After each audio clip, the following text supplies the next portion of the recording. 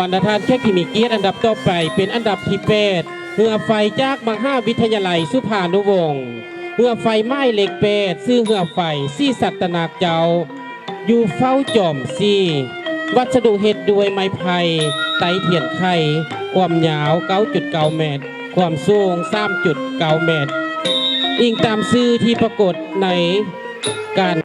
อ่านในพญานาค15ตระกูลที่เป็นพาเสื่องเมืองพระสงฆ์เมืองที่ปกปักรักษาเมืองโลกพบางอันมีไม้มี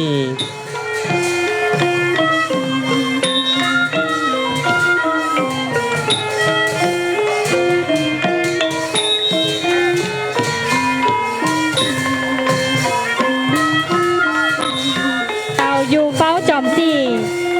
ซึ่งวัสดุเมนเห็ดด้วยไม้ไผ่ไตเทียนไข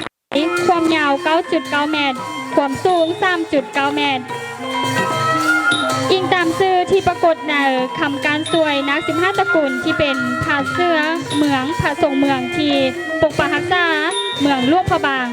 อันไม่มี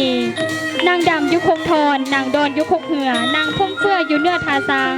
เท้าตรงกวงควงอยู่ป้าขานเท้าทองจานอยู่ผ้าเดียวเท้าคำเปียวอยู่ผ้าเสื้อเท้าบุญเหยื่ออยู่กรไก่ฟ้าเท้าคำล่าอยู่ท้าผ้าบังเท้าคำปังอยู่ผูซางเท้าบุญกวงอยู่ผูสวงเท้าบุญยวงอยู่มิดแอนเท้าคำแทนอยู่ผ้าสัวเท้าใจจงลัวอยู่หินตบเศร้า